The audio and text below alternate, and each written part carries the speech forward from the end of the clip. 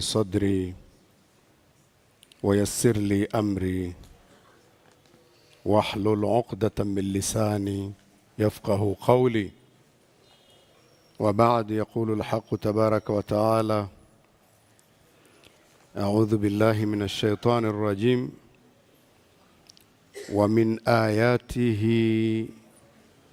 الليل والنهار والشمس والقمر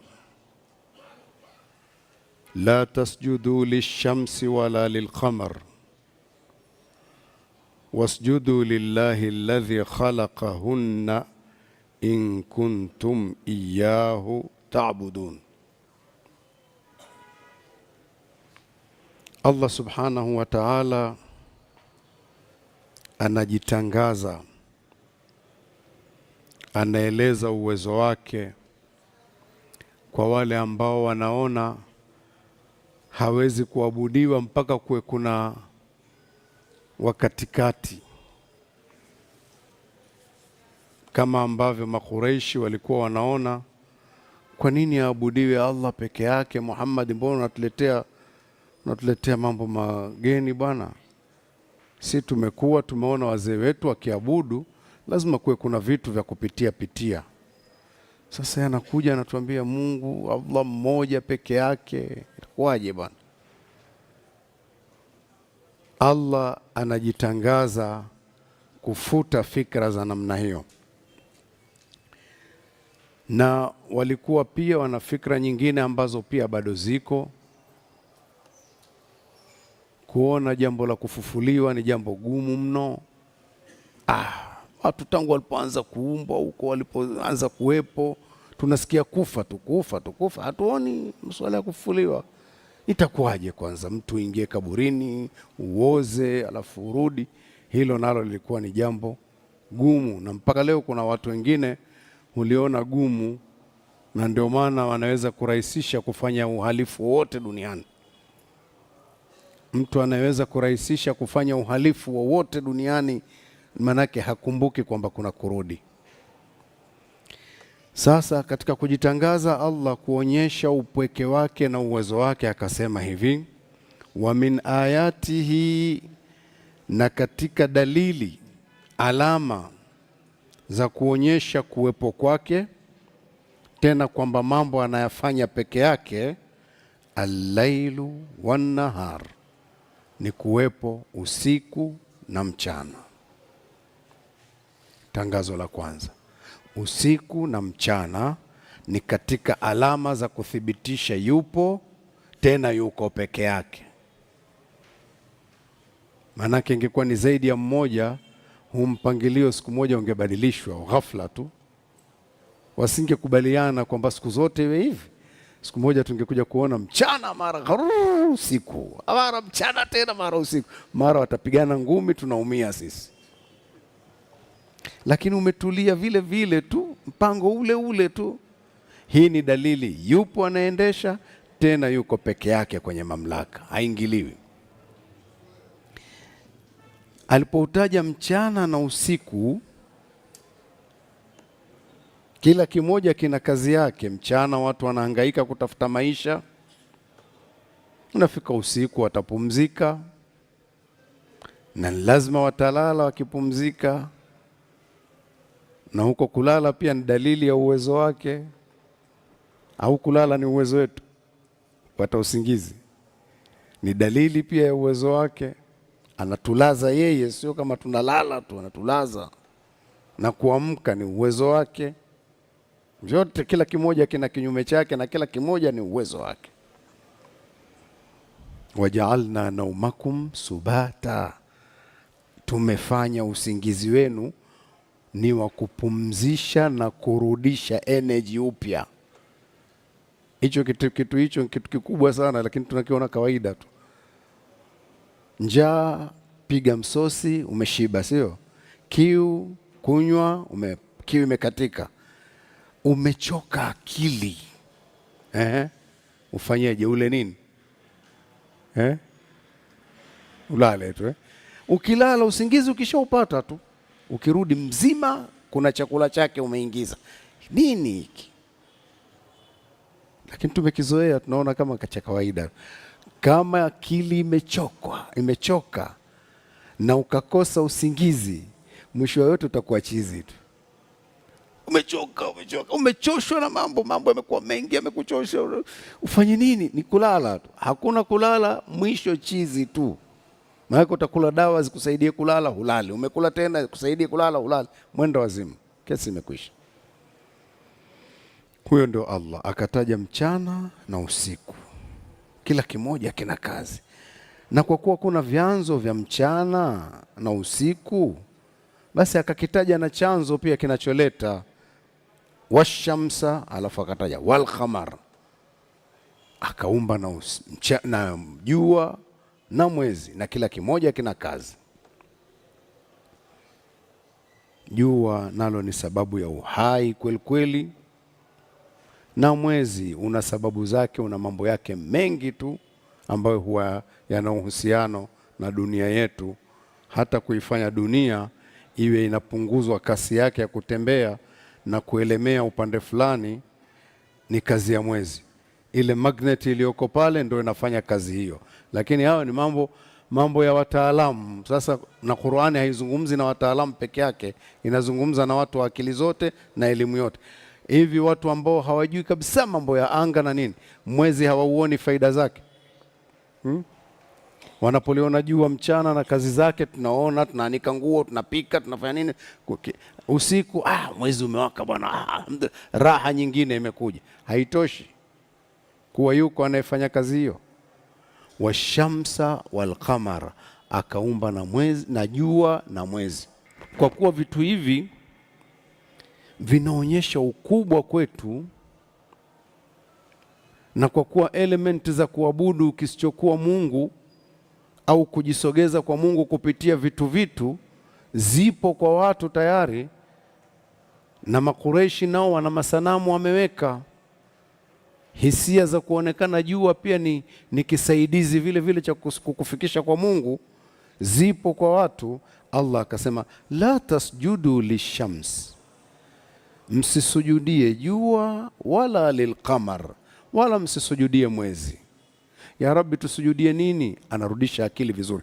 Wasjudu, na msujudie lillahi, kumsujudia Allah, alladhi khalaqahunna, aliyeviumba hivyo.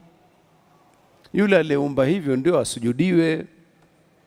In kuntum, ikiwa nyinyi, iyahu, yeye pekee, taabudun, mnamwabudu, msiingize kitu kingine.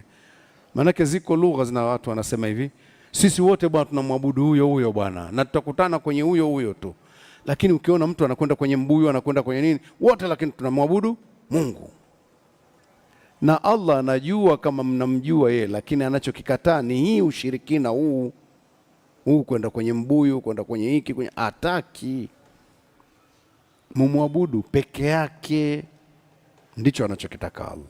Kwa hiyo ile lugha ya kwamba kwani hata mchawi bwana anamwabudu Mungu huyo bwana, na anamtegemea Mungu huyo bwana. Sawa, anamtegemea kweli, lakini ana vitu anavyofanya havitaki huyo Mungu. Kwa hiyo msisujudie jua wala mwezi, mumsujudie Allah aliyeviumba hivyo. Waambie hivyo Mtume sallallahu alaihi wa sallam. Fa in istakbaru wasjudu lillahi in kuntum iyyahu ta'budun, ikiwa nyinyi yeye pekee Allah taabuduna, mnamwabudu. Fa in istakbaru, kama watafanya kibri, watajiona, watajivuna, watajisikia. Istakbaru, wamejiona kuwa ni wakubwa, hawataki kufanya hivyo. Falladhina inda rabbik, basi wale ambao wako mbele ya Bwana wako, wako viumbe mbele ya Bwana wako, yusabbihuna lahu, wanamtakasa Allah siku zote kwa sifa zake zisizokuwa na mapungufu. Wanamsabih Allah billaili wan nahar, usiku na mchana. Nyi kama hamtaki hata hiyo kidogo kumsujudia, wako wanaomsujudia usiku na mchana, wanamtakasa usiku na mchana. wahum la yasamun, nao hawachoki kufanya hivyo. Hii ni moja katika aya za sijida ambazo ni sunnatun muakkada kusujudu. Basi tusujudu popote pale ulipo, na wewe sujudu, na ukiwa una uwezo wa kuelekea kibla ni vizuri. Allahu akbar.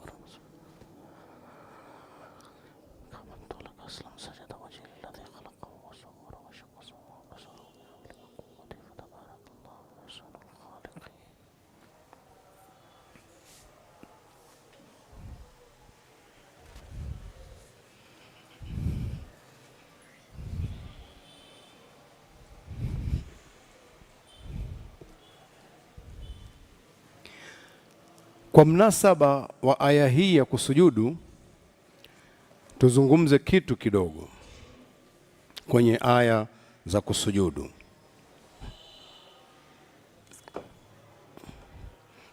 Aya ya kwanza iliyoshuka ya kusujudu ilikuwa ni aya katika Suratun Najmi, mwisho kabisa. Inasemaje Sheikh? Fasjudu lillahi wa'budu, msujudieni Allah, sujuduni kwa Allah na mumwabudu. Kulikuwa kuna tukio aya hiyo iliposhuka, aya ya kwanza kabisa ya sijida. Ilishuka aya hii Makka kabla ya hijra ya Mtume sallallahu alaihi wa sallam, na iliposhuka ilikuwa Qur'ani inasomwa mbele ya waumini wengi tu wamekaa, na mushrikina mmoja mmoja, pamoja na kuambiana kwamba msimsikilize Muhammad, lakini wakawa wamejipenyeza mpaka wapo wengi tu wamekaa, wakasikiliza Suratun Najmi na maneno yaliyomo yakawavuta kweli. Ikawa kila mmoja yuko hadhir, hana ujanja, yale yanamgusa, anajijua mwenyewe ndani ya nafsi yake. Ilipofika fasjudu, ni amri sio, na lugha wanaijua, fasjudu lillahi, msujudieni Allah. Watu wote waliporomoka wakasujudu, na wale waliokuwa wanapinga pia wakasujudu. Walijikuta nao wako chini. Sasa wako chini, wakaanza kujiuliza, imekuwaje hapa? Nini tena? Mtu anaangalia mwenzie naye anaona yuko chini, kule na yuko chini, watu wako chini, mpaka Mtume amerudi, anaanza kusoma tena na kuzungumza na watu, na wamekaa. Bwana, pameharibika hapa leo. Wanajitizama, pamenuka. Sio pazuri tena. Anaona panguse miguu, anaondoka zake huyo, lakini tayari wamesujudu. Sasa watasema nini? Mwamba mmoja tu juu hakusujudu. Huyu hakusujudu, aligoma huyu. Umayya bin Khalaf hakusujudu. Kibri chake kilizidi, pamoja na kwamba yamemgusa, akabaki na kibri mpaka akafa kafiri, akauawa siku ya Badri. Kesi yake ikawa imekwisha. Wote kwenye uwanja, hakuna aliyeweza kuvumilia, hata mpinzani gani, hakuna aliyeweza kuvumilia, wakasujudu. Kwa hiyo Qur'ani ina mvuto wake, walikuwa hawana namna, lazima wavutwe na wasujudu. Hilo lilitokea hilo.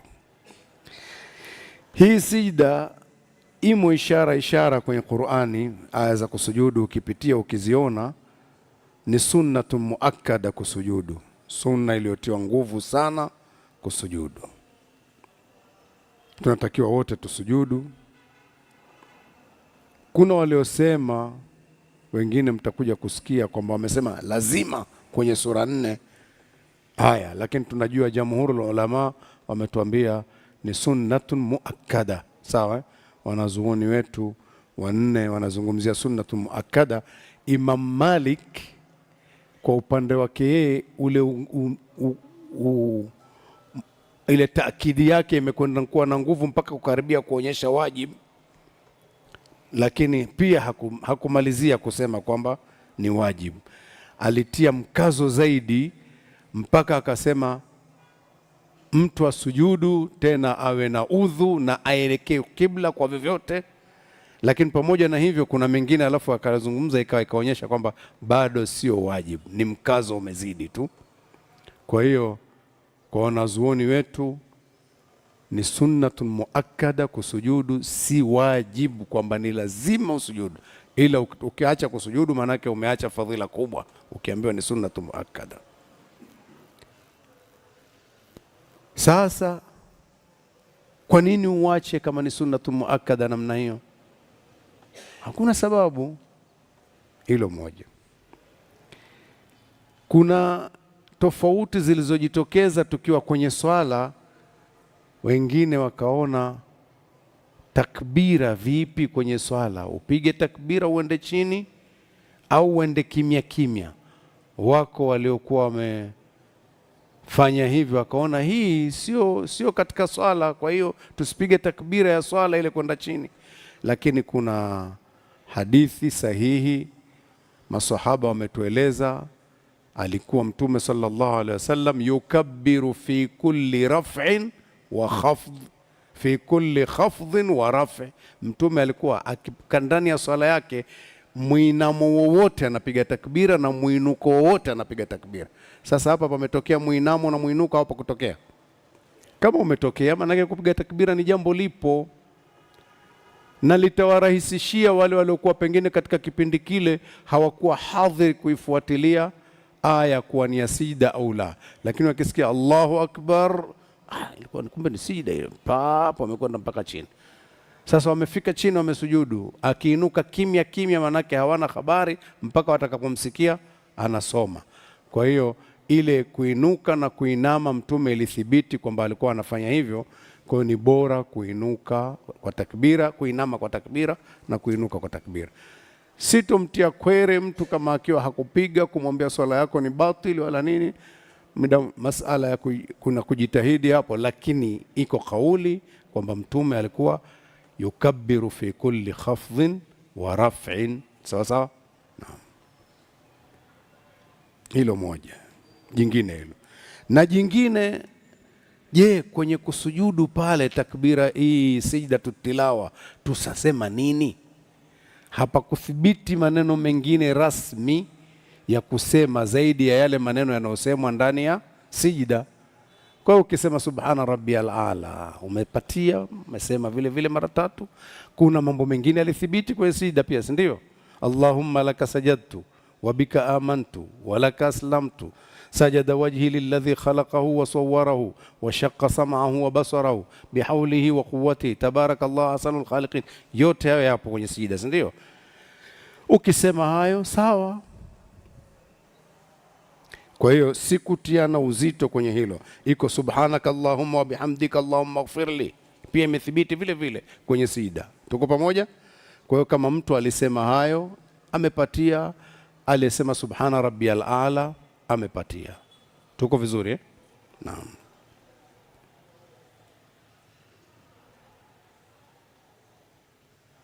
Naam. Hayo ni mambo ambayo yamehusiana na hii sijdatu tilawa tuliyoisoma, isiyo imetupita hivi hivi, hatukupata kitu kingine cha faida. Naam.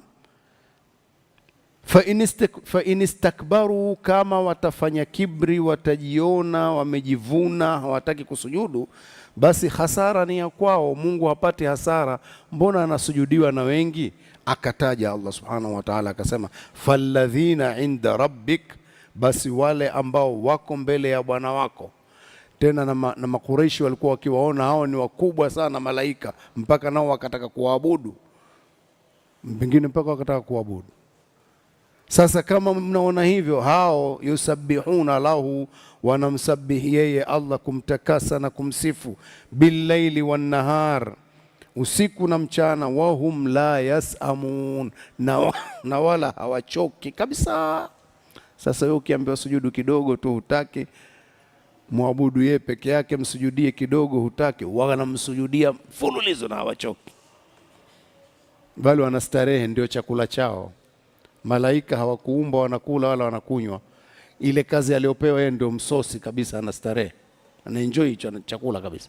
Aliambiwa sujudu, akisujudu mfululizo hachoki. Aliambiwa simama tu, amesimama hachoki. Aliambiwa fanya kazi gani? Achoki mpaka amalize kazi yake. Tukiuliza leo Jibril anafanya kazi gani, hata hatujui, maana amefanya kazi muda mrefu sana. Amemaliza, sijui amestaafu, Allahu a'lam, anajua Mungu. Tuko pamoja? Wamepewa kazi, kila mmoja ana kazi zake anafanya. Kuna wengine tangu alipoumbwa anatamani kazi yake aifanye, anaona wenzake wanafanya, anatoa macho tu. Watakuja lini hapa ni wachome hawa? Ndio kazi yake anaoitaka, ama sivyo? Ndio ibada yake, ameumbwa, na akimchoma mtu anafurahi hapo, yuko kazini. Kwa hiyo wako pia na namna hiyo. Mwenyezi Mungu atulinde na shari ya kuchomwa. Wa min ayatihi, na katika aya zake nyingine, alama zake nyingine Allah za kuonyesha yupo, tena yuko peke yake, anafanya kazi hii peke yake, hakuna mwingine, hana mshirika. Annaka, ni kwamba wewe anasikiliza wewe, tara al-ardha, utaiona ardhi, na unaiona ardhi siku zote, khashia, utaiona ardhi imenyongeka. Kunyongeka vipi? Manake ya bisa, kavu, hamida, imekwisha, yote kitu, ndo kunyongeka huko Utaiona ardhi nyonge, haina kitu. Fa idha anzalna alaiha, tukishushia juu yake, almaa, maji, tukishushia maji tu, ihtazzat, utaiona ihtazzat, imeanza kutingishika, warabat, na imepanuka, imeongezeka. Kwa lugha nyepesi, imeumuka. Ardhi tunaiona inaumuka baadhi ya nyakati. Umepanda mbegu zako, ukitokea asubuhi pale unakuta kumevunjika juu, kumevimba, si ndio? Kitendo kile Allah anakizungumza, imepata uhai hii. Anasema innal ladhi ahyaha, hakika yule aliyeitia uhai baada ya kunyongeka kule kwa ilikufa. Sehemu nyingine Allah anaita maiti, ardhi maiti. Aliyeitia uhai, la muhyil mauta, ndiye atakayetia uhai waliokufa. Innahu, kwa hakika yeye, ala kulli shay'in, kwa kila jambo, qadir, ni muweza, anaweza kila jambo. Aya zake nyingine ni hizo. Allah ametoa dalili ya ufufuo kwa ardhi iliyokuwa imekufa, umeiona nyonge, ilipomwagiwa maji ikatingishika, ikatanuka. Akasema ameipa uhai. Kupanuka kwenyewe, kutingishika, ihtazat, imetingishika. Subhanallah, imetingishika. Kuna kitu mle ndani kimeitingisha ardhi mpaka imepata kupanuka kabisa. Kitu gani? Pengine punje ya mchicha ndogo, lakini itaitanua ardhi na itatoa sauti. Kwa bakti masikio hayawezi kusikia, lakini kama ungeweka kifaa kinachoweza kushika sauti ndogo, ungesikia ardhi pale inapigwa. Nini kinapiga?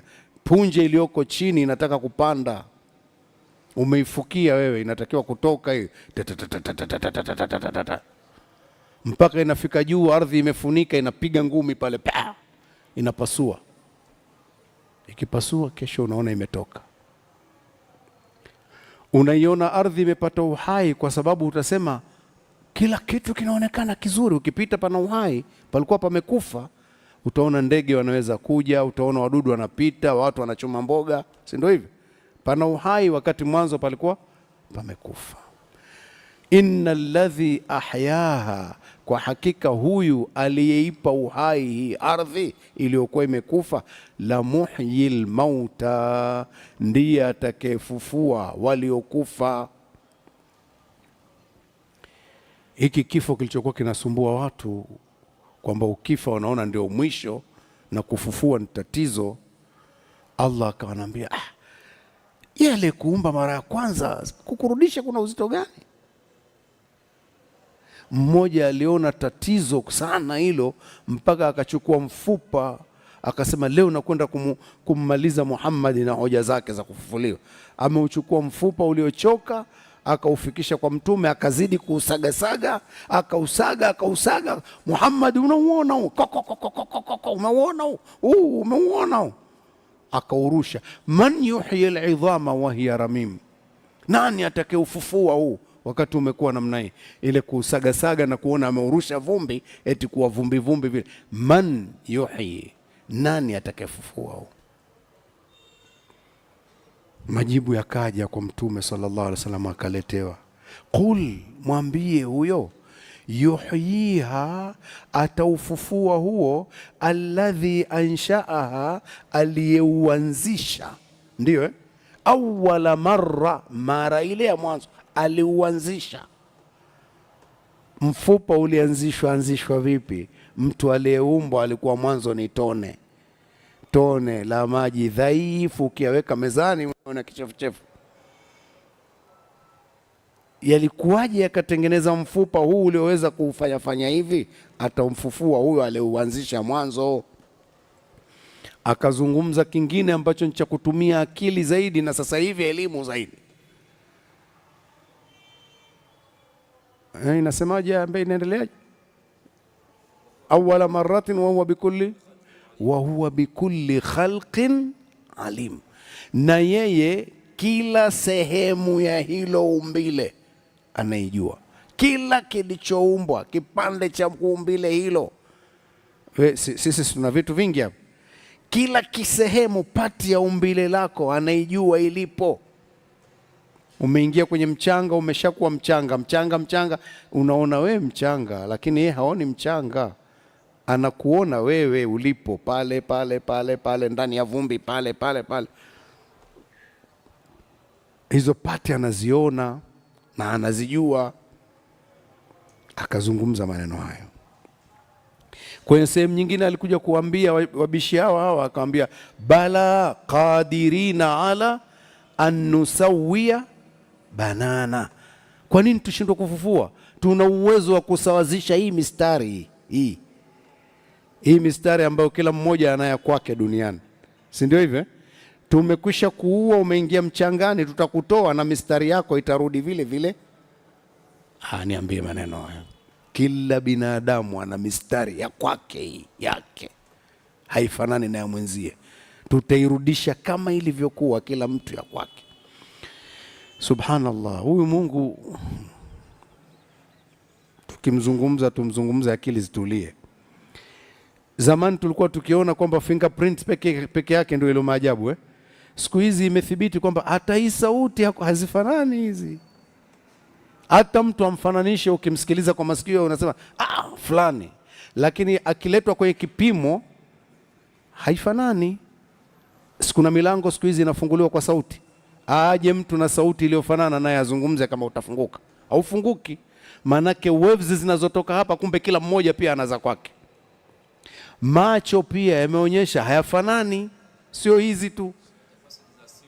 Anaangalia password zimekuwa zinakutizama, na milango ya siri ya watu ilikuwa watu 4 tu ndio watakaoingia hapa. Akifika yeye pupa akichungulia ndio mlango unafunguka. Aje mwingine achungulie, haufunguki.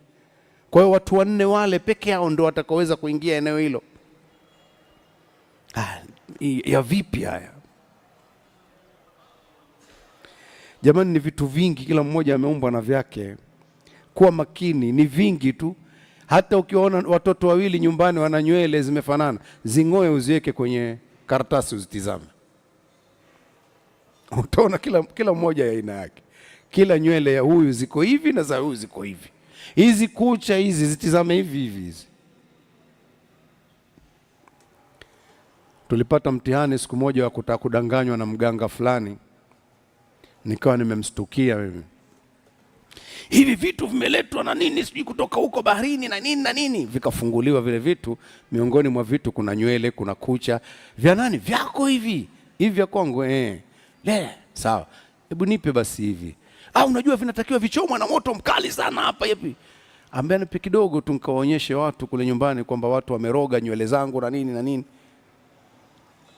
Tukapewa kucha zile na nywele. Natoka tunamwambia, hizi kucha nimechukua kukuthibitishia wewe, tuna hizi nywele kwamba hizi sio zangu.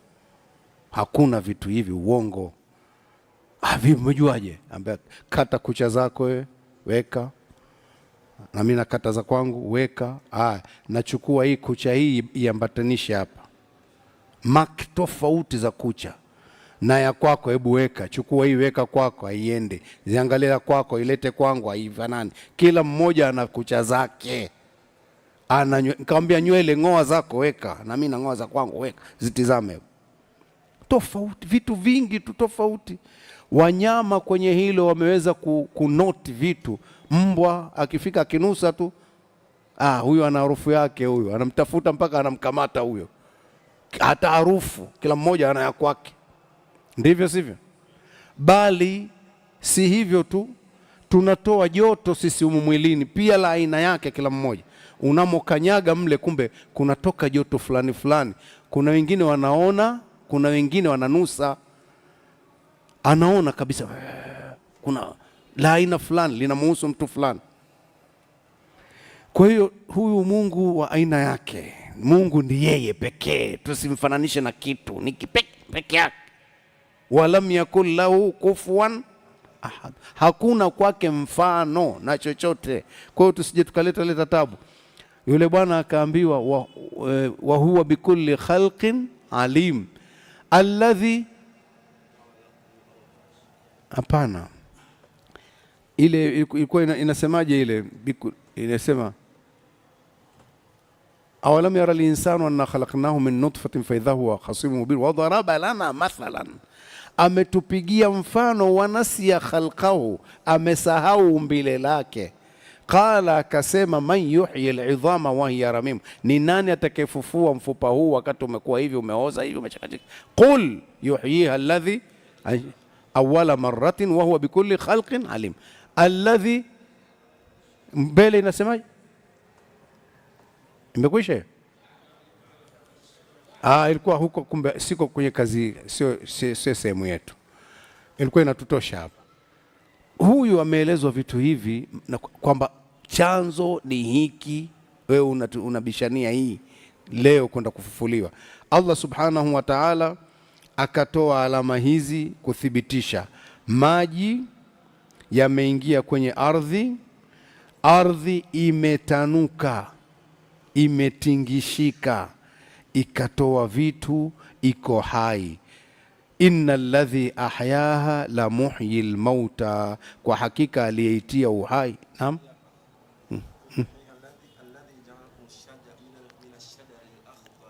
Basi pametutosha, ilikuwa kipengele hicho, kitakwenda kwenye mada nyingine kabisa, itahama. Innal ladhi ahyaha la muhyil mauta wa huwa innahu ala kulli shay'in qadir. Allah ni muweza wa kila kitu, wanathibitishiwa hilo. Akaendelea Allah subhanahu wa ta'ala kuthibitisha uwezo akisema, innal ladhina yulhidun, kwa hakika wale ambao wanapindisha, yulhidun yani wanajaribu kupotosha, fi ayatina, katika aya zetu, anazipotosha, anazipindisha zitoe majibu mengine, zisieleweke. Hawa wataadhibiwa tu. Kwa nini? La yakhfauna alaina, hawajifichi kwetu, tunawaona sisi, wapindishe tu. Lazima watapata adhabu kwa kupindisha. Afaman yulqa fi nnar, hivi yule atakayetumbukizwa motoni, khairun, atakuwa ni bora, amman yati amina, ama yule atakayekuja amepata amani yaumal qiyama, siku ya kiyama, yupi atakuwa bora? Atakayepata amani. Kwa hiyo Allah akatoa tahdidi, kitisho, anasema i'malu ma shi'tum, fanyeni mtakavyo, nyinyi fanyeni tu, tunakuoneni, hamjifichi kwetu. I'malu ma shi'tum innahu bima ta'maluna basir, kwa hakika yeye Allah kila mnayoyafanya, yale mnayoyafanya anayaona. Aya zitupe mazingatio, tuwe tunaona Allah subhanahu wa ta'ala anatukagua. Ukaguzi wake haujifichi, hatujifichi kitu sisi chini ya ukaguzi wake. Kwa hiyo tufanye yale anayoyataka. Na mwezi wa Ramadhani ni mwezi wa kutuzindua, kutufanya kuwa hadhir ili kila kitu kitusaidie katika vitu tulivyopewa kwenye mtihani huu wa dunia. Innal ladhina kafaru bidhikri, innal ladhina kafaru, kwa hakika wale waliokufuru, waliopinga, bidhikri, kupinga mawaidha haya. Qur'ani imeitwa jina jingine na dhikri, sawa sawa. Wakaipinga hii Qur'ani, lamma jaahum, pindi ilipowafikia. Watateseka tu, kupinga kwao hakutobadilisha kitu. Kwa nini? Wa innahu la kitabun aziz, nayo hii Qur'an ni kitabu ambacho kina nguvu na kitashinda. Kwa kupinga, kupotosha, kubadilisha hamna kitu. Innahu la kitabun aziz, ni kitabu ambacho ni lazima kuwe kuna ushindi ndani yake, kuna nguvu ya kushinda. Tangu ilipoanza kupigwa vita Qur'ani, singekuwa hakuna jamani, kazi ya kuchoma, kuisaga, kupotosha kwa uwezo walionao watu, ingekuwa la hamna kitu tena. Lakini watu wanachoma, wanapiga propaganda zao, kila siku ujumbe unazidi kuendelea, kwa sababu sanurihim ayatina fil afaq wa fi anfusihim, tutawaonyesha alama zetu kwenye anga za mbali huko, kila siku wanaona, na ndani ya nafsi zao watu kila siku wanaona. Mtapinga vipi sasa? Lazima ishinde tu. Mwisho mtu anakuja, hii pia imetokea, imezungumzwa ndani ya Qur'an, hii jambo la juzi hili. Ndio hilo la juzi lishazungumzwa. Muhammad yule ambaye hakuza huko, utafanyaje? Wa innahu la kitabun aziz, na kwa hakika hii dhikri hii ni kitabu ambacho ni chenye ushindi, chenye izzi, utukufu.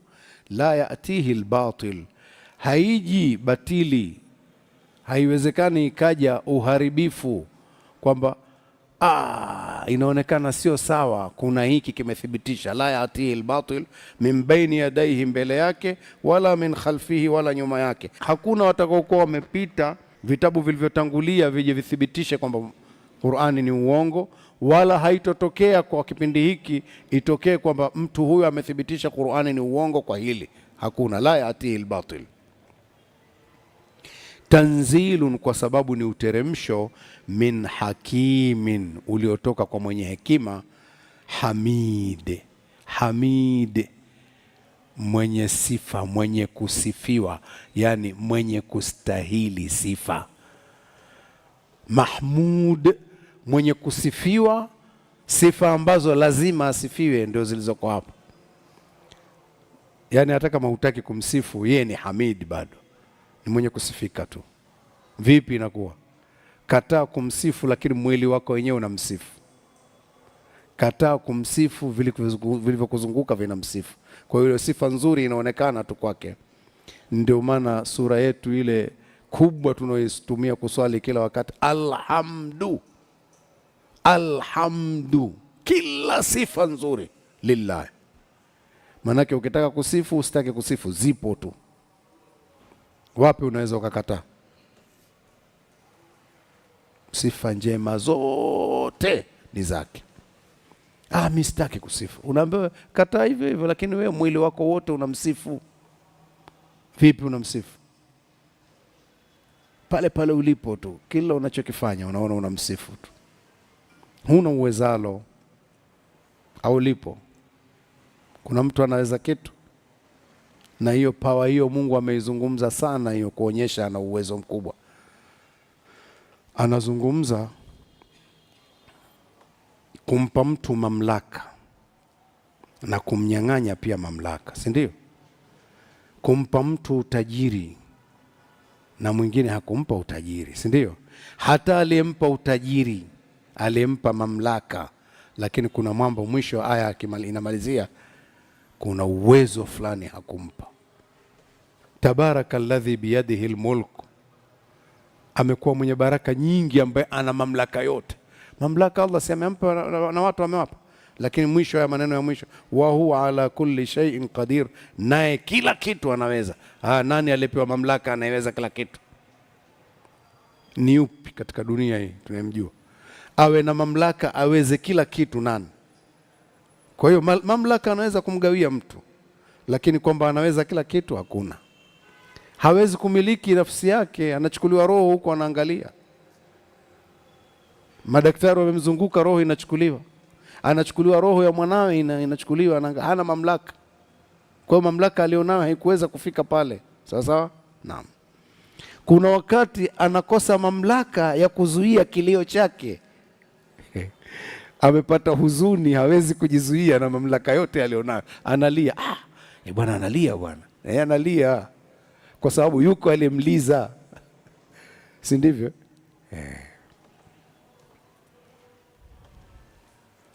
Tanzilu ni uteremsho, min hakimin, unaotoka kwa yule mwenye hekima nyingi, hamid, mwenye sifa nyingi, anayesifiwa na kila kitu, hata kama kitu hicho hakitaki kumsifu, kitamsifu, kinamsifu.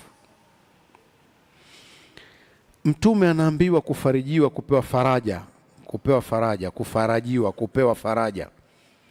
Anaambiwa ma yuqalu lak, hayatosemwa kwako, illa ma qad qila, ila yale yaliyokwisha semwa, lirusuli min qablik, kuambiwa mitume kabla yako wewe. Manake haya yatakayosemwa kwako ndio yameshasemwa, sio wewe tu.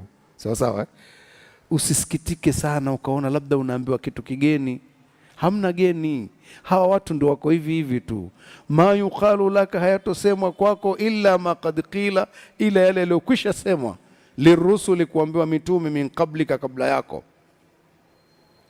Inna rabbaka ladhu maghfiratin, kwa hakika Bwana wako ni mwenye msamaha sana, hata kwa hao wanaomsema vibaya mtume pia, kama wangeomba msamaha, ladhu maghfira. Sawa?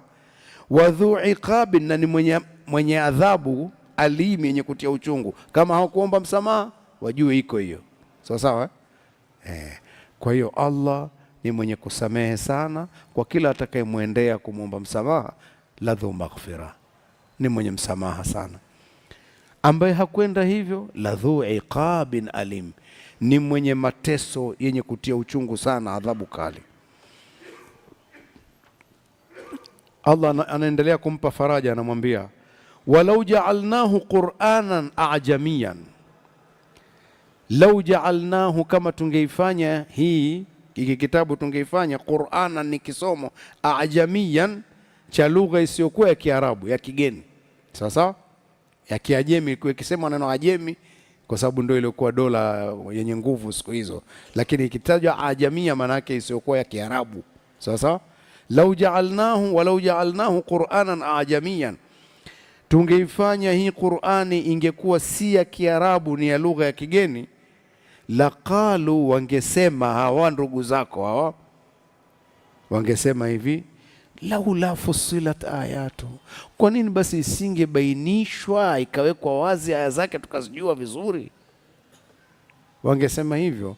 Ajamiyun, imekuja Qur'ani ya Kiarabu, wa Arabi, na mtume, imekuja Qur'ani ya Kiajemi, yani lugha nyingine, wa Arabi, mtume wa Kiarabu, ingekuwaje? Imekuwaje sasa? Kwa nini isingekuwa hivi? Wangesema hivyo. Ndio ufedhuli wa kibinadamu huko, hivyo hivyo tu. Wameletewa lugha yao hawaioni, wanasema anafundishwa na Mwajemi fulani. Ingekuja Qur'ani ya Kiajemi, wangesema isingebainishwa kwa Kiarabu, basi inakuwaje hii ya lugha ya kigeni, mtume mwenyewe Mwarabu? Wangesema hivyo. Anachotaka kukibainisha Allah ni hii inayokuja mbele, ikae vizuri. Qul, sema uambie, katika hali yoyote ile ambayo wanayo, huwa hiyo Qur'ani, lilladhina amanu, kwa wale walioamini, hudan, ni mwongozo. Hiyo ushahidi huo unaonekana, sisi ni Waarabu, lakini tumesikia kwa lugha hiyo hiyo tukafasiriwa, imetufaa haikutufaa. Lakini waliokuwa ni lugha yao, kuna watu haikuwafaa, lugha ya kwao kabisa, wanaijua kabisa, haikuwafaa kitu. Sawa? Qul, sema uambie, huwa hiyo Qur'ani, lilladhina amanu, kwa wale walioamini, hudan, ni mwongozo tu, itawaongoza tu. Si wameamini, Mungu atawafungua tu, wataongoka. wa shifaa'un, na ni tiba kwao, itawafaa mpaka itakuwa tiba. Walladhina la yu'minuna, na wale ambao hawatoamini, hawana imani, wameelezwa vitu vyote wakavisikia hawakuamini. Fi adhanihim waqrun, ndani ya masikio yao kuna nta, kuna samamun, uziwi, kumeingizwa nta kabisa. Hao hawaelewi kitu tena, si hawakutaka kuamini. Mungu amewafanya sasa hakuingii kitu tena cha kusaidia. Wa huwa, nayo ya Qur'ani, alaihim, kwao, ama, ni upofu kabisa. Wakitajiwa habari ya Qur'ani hawaoni kitu kule. Lakini kwa mtu aliyetangaza imani, ikiletwa tu anaona. Mungu anamfanya hii kweli. Ikiletwa tu amesikia, ameingia kichwani, amefaa. Na si lugha yake. Yule ilikuwa lugha yake kabisa, haikumfaa. Hakutaka kuamini, kutangaza imani.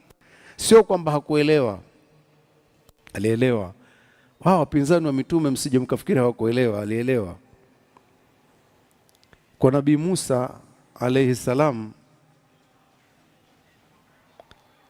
Allah anabaini, wajahadu biha wastaiqanatha anfusuhum, walikanusha miujiza ile pale mbele yao, na wanayakini kwenye nafsi zao, nafsi zao zimesema ni kweli. Basi dhulman wa uluwa, kufanya dhulma na kibri tu. Ushahidi wa kwamba vilikuwa ni vitu vinaeleweka, wale wachawi walioletwa kwa ajili ya kazi hiyo na walipwe, walipoona tu walifanyaje? Wakasema fani ya uchawi hapa sio sisi, ndio wachawi wenyewe. Wao wamesema leteni wachawi mahodari, ikawa hodari. Wachawi wataalamu kweli ndio walioletwa pale, wakuchaguliwa. Wakatupa vitu vyao kwa fani wanaoijua na kujipanga vizuri vionekane kwa wakati mmoja. Wakaroga macho ya watu pale, tapu, wakatupa chini. Wakasema tumuone sasa huyo Mwisraeli, huyo Mwisraeli anayekuja na vitu vyake. Mpaka Musa akaogopa, akaambiwa usiogope, wewe uko juu yao tu, weka vitu vyako. Alipotupa tu tap, fimbo ikageuka nyoka, nyoka ambaye ana uwezo wa kula wenzie. Wale wachawi walikuwa wana nyoka vile vile uwanjani, lakini fani yao ya uchawi, nyoka yule hawezi kula mwenzie, anaonekana nyoka tu, kwamba atamla mwenzake haiwezekani. Nyoka aliyekuja kwa Musa ni nyoka, akaanza kuwala wale. Kwa hiyo kila mwenye uchawi sina kitu tena. Mwingine anasubiri na mimi wa kwangu ushakwisha, yule naye wa kwangu umekwisha. Uchawi ukaliwa mpaka kila mmoja sina kitu tena, fani yangu yote mmeitupa hapa, imeliwa. Na yule aliyekula wala hajavimbiwa, yuko mzima, anatafuta mwingine kama yuko. Wakasema hata wanaangalia, bwana vipi, hii sio uchawi. Chini wakasujudu. Kwa hiyo vitu vya Mungu vinaonekana. Wanaopinga usifikiri hawaelewi. Hata zama zetu tulizonazo, ikifanywa hii midahalo ya kikweli kweli, kuna watu unawaona kabisa hawana namna, lazima wasilimu. Kuna wengine wanakuwa wamezuiwa, wametezwa nguvu kwa kipindi fulani, hakuna namna. Kweli ya Mungu inaonekana. Kwa hiyo wastaiqanatha, wajahadu biha wastaiqanatha anfusuhum dhulman wa uluwa, walikanusha ile miujiza ile iliyokuwa ikionyeshwa, lakini ilikuwa nafsi zao zinakubali kwamba ni kweli. Firauni alikuwa ameshahakiki kwamba Musa anachokifanya ni kweli. Wanamwambia muombe huyu Mungu wako basi atuachie kwa sasa hivi, nitakupa wana wa Israeli waondoke nao. Alafu anageuka tena. Ushahidi wa kwamba ilikuwa anajua anachokifanya. Siku roho inatoka, amantu billadhi amanat bi banu Israil. Unatangaza imani. Imani alikuwa nayo tangu mwanzo, hakutaka kuitangaza, na Allah akamwambia kwa wakati huu siwo. Haikubaliwi imani ya kutangazwa wakati roho iko hapa. Hakuna habari hiyo. Tuko pamoja? Naam. Qul huwa lilladhina amanu, waambie hii Qur'ani kwa wale walioamini, hudan, ni mwongozo, wa shifaa, na ni tiba. Jamani, Qur'an ni tiba. Tunakubali au hatukubali? Tiba ya shirki, tiba ya hasadi, na tiba ya maradhi pia. Kuna mtu alitibiwa kwa surati al-Fatiha, maswahaba, akamfanyia ruqya na akapona pale pale. Ilikuwa ni maradhi yale au shirki ile? Maradhi. Jamani, kuna mtu ana ruqya hapo? Nyinyi mmetufukuza bwana, mimi najua ruqya. Twende bwana, mzee wetu pale ameumwa na mdudu, tumempa dawa zote tunazijua. Twende, lakini mtatupa mbuzi kiasi fulani. Kwa sababu nyinyi mmetufukuza, mmekataa ugeni kwa. Ndio tutakupeni. Twende. Wenzake wanashangaa, huyu mwenzetu anajua kweli ruqya, mbona hatuna habari naye? Wakafika akafanya. Akapona mtu. Walipochukua kundi la mbuzi wanaondoka zao, jamani, kwanza mbuzi tusigawane mpaka tuende kwa Mtume sallallahu alaihi wasallam atuthibitishie ni halali kula. Mtume alipofika akamwambia, wama adraka annaha ruqya, wewe ulijuaje kama ni ruqya? Hiyo ni ruqya kweli hiyo? Sawa sawa. Kwa hiyo ni shifa. Walladhina la yu'minuna, na wale wasioamini, fi adhanihim waqr, ndani ya masikio yao kuna nta, kuna uziwi.